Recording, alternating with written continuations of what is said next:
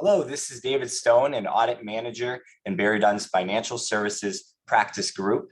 And today I want to chat with you guys about the new lease standard, ASC 842. We're going to chat about what it's all about and how it will impact your customers. So ASC 842, also known as ASU, Accounting Standards Update 2016-02, was issued in February 2016. So it's been out there for a while, and some borrowers of yours, such as public business entities, have actually already adopted this standard. And although early adoption is permitted for those entities that have not yet adopted the standard, it's otherwise effective for fiscal years beginning after December 15th, 2021, and interim periods within fiscal years beginning after December 15th, 2022. So for calendar year end customers, this standard will be seen in their 2022 financial statements. Now, today we're really going to focus on lessee accounting. Lessor accounting remains really largely unchanged. And our focus will really be on numbers 3 and 4 on this slide. The fact that operating leases will now be recorded on the balance sheet. And we'll also go over some new disclosure requirements to assist in assessing the amount, timing, and uncertainty of cash flows arising from leases. So what's changing? So for capital leases, really not much is changing. Capital leases have always been recorded on the balance sheet, and the accounting for them really doesn't change. Really, the only change is that they'll now be referred to as finance leases. So capital leases will now be called finance leases. The bulk of the change in the standard is with operating leases. So historically, these leases have been off-balance sheet commitments. So they haven't been recorded on the balance sheet. However, future cash flows have been disclosed in the footnotes to the financial statements. But again, nothing's been on the balance sheet. That all changes with ASC 842. So now operating leases will be recorded on the balance sheet via a right of use asset and lease liability. And generally speaking, this ROU asset and lease liability will be recorded at the present value of payments expected to be made during the lease term. And I say generally speaking because there are some other factors in determining the ROU asset, such as initial direct costs and lease incentives. But again, by and large, the bulk of that ROU asset and lease liability will be the present value of payments expected to be made during the lease term. Now, I want to emphasize that the economic situation of your customers is not changing as a result of this standard. These leases have always existed. It's just the accounting for these leases that is changing. And again, as they've historically not been recorded on the balance sheet, those operating leases will now be on your customer's balance sheet. So the image on this slide, which provides a comparison of finance and operating leases, comes directly from BerryDunn's Lease Accounting Guide, which is available for download on our website. And just a few things I want to point out is, again, I've said it a million times, but the biggest change for operating leases is on the balance sheet. You're now going to be recording that right of use asset and lease liability. However, aside from the balance sheet, really not much changes. On the income statement, you're still recording straight line lease expense over the term of the lease, as your customers have been doing under the current guidance. And on the statement of cash flows, cash paid for lease payments will remain in the operating section of the statement of cash flows. So how will this impact your customers? So we have a comparative balance sheet here, comparative in that it's showing before adoption of ASU 2016-02 and then after adoption of ASU 2016-02. And before, you can see, this is a very simple balance sheet. And you'll notice there's no right of use asset and no lease liability. There's just cash of $1 million, a note payable, $500,000, and then equity for $500,000. Now, after adopting ASC 842, you'll notice that they went through the calculation of determining the present value of the lease payments and determined that they have an ROU asset of $250,000 and a corresponding lease liability of $250,000 that now resides on the balance sheet. So you'll see that total assets have increased by $250,000 as well as total liabilities. However, equity remains unchanged at $500,000. So how will this impact your customers' ratios? Many of your customers may have financial debt covenants, built into their borrowing arrangements. Well, how will those be impacted? And we have three that we've listed here, three of the more common ones on the bottom of this slide. And starting with EBITDA, you'll notice that there's really no change to EBITDA, earnings before interest, taxes, depreciation, and amortization. All of those items that are factored into EBITDA come from the income statement. And as we showed on a previous slide, the income statement really isn't impacted by this standard. However, debt service coverage ratio, you'll notice, decreases. So in our hypothetical scenario here, it goes from 1.67 times to 0.91 times.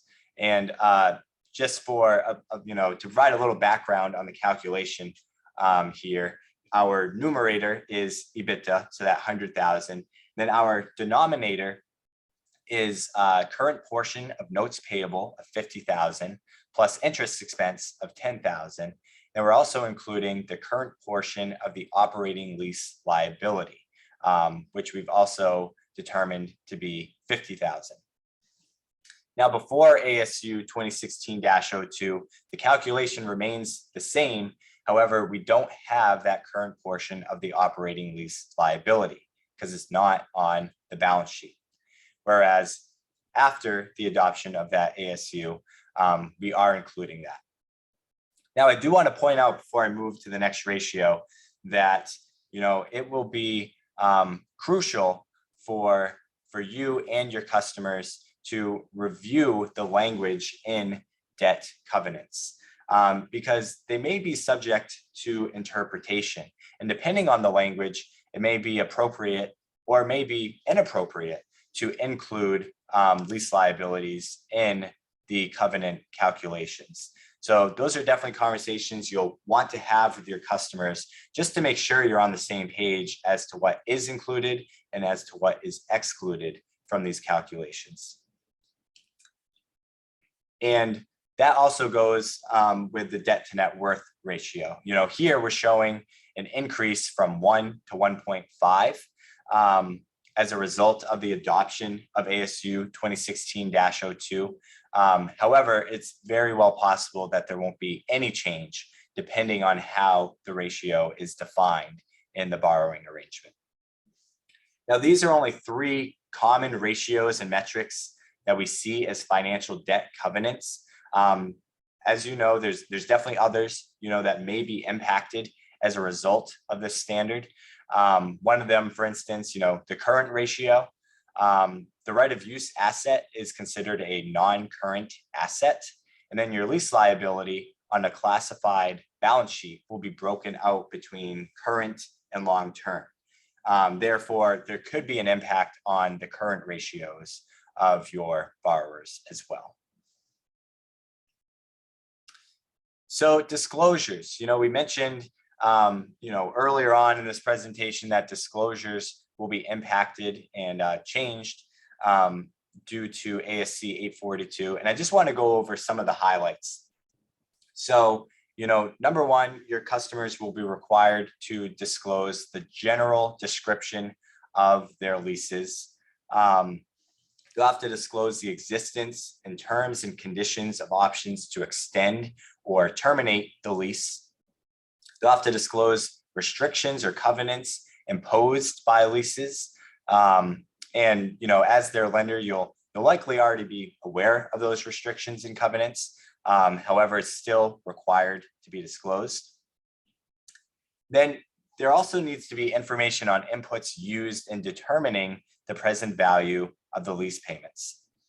So some examples are, minimum, maximum, even weighted average remaining lease term, as well as minimum, maximum, and weighted average discount rate.